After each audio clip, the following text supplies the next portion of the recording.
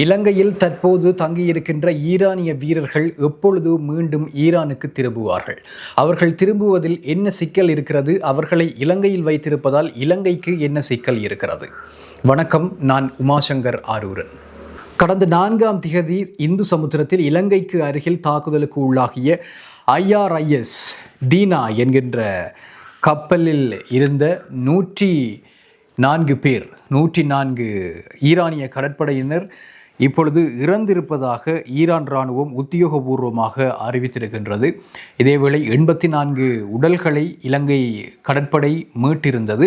இலங்கைக்கு கொண்டுவரப்பட்ட 2வது ஈரானிய கடற்படை கப்பல் IRIS புஷர் கிட்டத்தட்ட 219 பேருடன் கொழும்பு துறைமுகத்திற்கு வருகை தந்திருந்தது. அந்த கப்பலை திருகோணமலைக்கு கொண்டு போவதாக செய்திகள் வெளியாகி இருந்தன. ஆனால் நேற்று வரை இந்த கப்பல் கொழும்பில் தான் தரித்து நிற்கின்றது. கொழும்பு துறைமுகத்தில் தான் தரித்து நிற்கின்றது. 219 வீரர்கள் அந்த கப்பலிலே இருந்திருக்கிறார்கள்.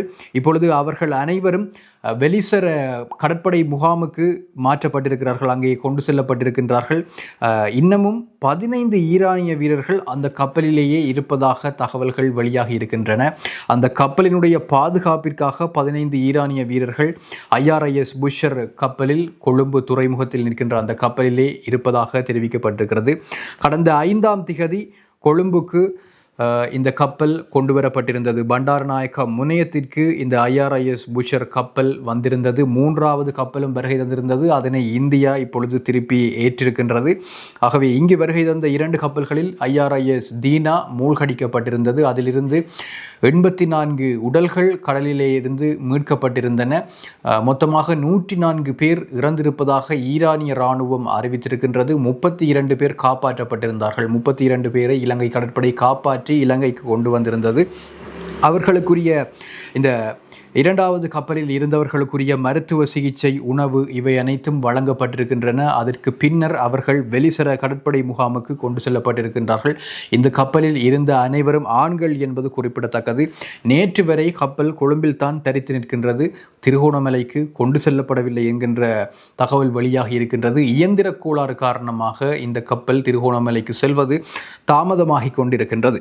இதேவேளை தாக்குதலுக்கு முன்பதாக அமெரிக்காவினுடைய கடற்படை 2 தடவை எச்சரிக்கை செய்ததாக தற்பொழுது செய்திகள் வெளியாகி இருக்கின்றன. அதாவது IRIS புஷர் என்கின்ற அந்த ஈரானிய கடற்படை கப்பலுக்கு இந்த தாக்குதல் நிகழ்த்த போகின்றோம், அதில் இருக்கின்ற IRIS தீனா கப்பலுக்கு தாக்குதல் நடத்தப்பட இருக்கிறது, அதில் இருக்கின்ற கடற்படை குழு அனைவரும் உடனடியாக கப்பலில் இருந்து வெளியேறி உங்களுடைய உயிர்களை காப்பாற்றிக் கொள்ளுங்கள் என்று அமெரிக்க கடற்படை எச்சரிக்கை விடுத்திருக்கின்றது. அந்த எச்சரிக்கைக்கு பிறகுதான் டோர்பிடோ தாக்குதல் இடம்பெற்றிருக்கின்றது. ஆனால் ஈரான்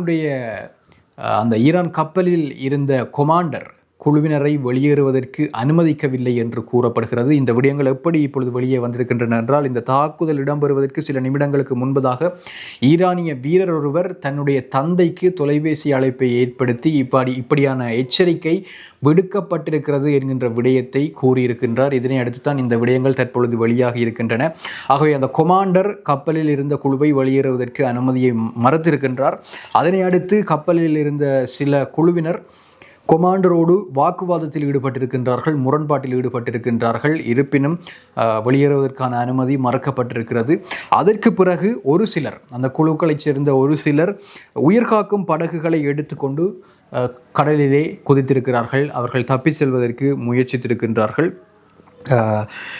கிட்டத்தட்ட 130 உறுப்பினர்கள் அந்த படகிலே இருந்ததாக அப்பாஸ் ஆராக்சி, அதாவது ஈரானினுடைய வெளியுறவுத்துறை அமைச்சர் அப்பாஸ் ஆராக்சி தெரிவித்திருந்தார். ஆகவே அவர்கள் உயிர்காக்கும் படகில் தப்பிச் செல்வதற்கான முயற்சிகளை மேற்கொண்டிருந்தார்கள்.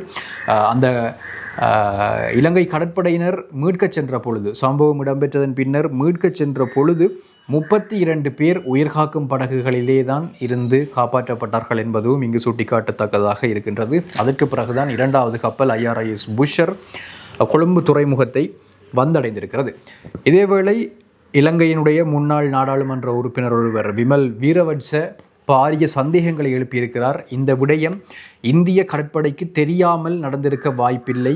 ஈஸ்டர் குண்டு தாக்குதல்கள் போன்ற பாரிய குண்டு தாக்குதல்கள் குறித்த தகவல்களை அறிந்து வைத்திருந்த இந்தியாவுக்கு இந்த நீர்மூழ்கி தாக்குதல் தெரிந்திருக்க வாய்ப்பு இருக்கின்றது. ஆனால் தெரிந்திருந்தும் ஏன் எச்சரிக்கை செய்யவில்லை அல்லது அந்த தாக்குதலை தடுக்கவில்லை என்கின்ற கேள்வியை இப்பொழுது அவர் முன்வைத்திருக்கின்றார்.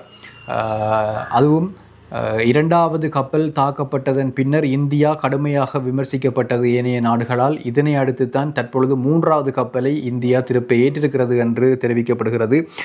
அந்த கப்பலை முதலிலே இந்தியா ஏற்கவில்லை எனவும் பின்னர் அழுத்தங்கள் காரணமாக தற்பொழுது ஏற்றிருப்பதாகவும் தெரிய வருகிறது என்று அவர் தெரிவித்திருக்கிறார். ஈரானினுடைய இரண்டாவது கப்பல் இலங்கைக்கு வருகை தந்த பொழுது முதலில் அதனை கூட ஏற்பதற்கு மறுத்திருக்கின்றார்கள். இலங்கை அரசாங்கம் மறுத்திருப்பதாக விமல் வீரவங்ச தெரிவித்திருக்கிறார். பாதுகாப்பு அமைச்சின் செயலாளர் துயக்கொந்த ஈரான் தூதுவருக்கு எழுத்து மூலமாக அறிவித்திருக்கிறார் கப்பலை ஏற்க முடியாதென்று. இருப்பினும் இலங்கையில் இருக்கின்ற முஸ்லிம் அரசியல்வாதிகள் மற்றும் பிரதி சபாநாயகர் உட்பட பலர் ஜனாதிபதிக்கு அழுத்தங்களை கொடுத்திருக்கிறார்கள். இந்த கப்பலை காப்பாற்றுங்கள் என்று சொல்லி கொடுக்கப்பட்ட அந்த அழுத்தத்தின் பேரில் தான் இரண்டாவது கப்பல் கொழும்புத்துறை IRIS புஷ்ஷர் கப்பல் கொழும்பு துறைமுகத்துக்கு கொண்டு வரப்பட்டு அதில் இருந்தவர்கள் தற்பொழுது வெளிசர முகாமுக்கு மாற்றப்பட்டிருக்கிறார்கள் என்கின்ற விடயத்தையும் விமல் வீரவங்ச தெரிவித்திருக்கின்றார்.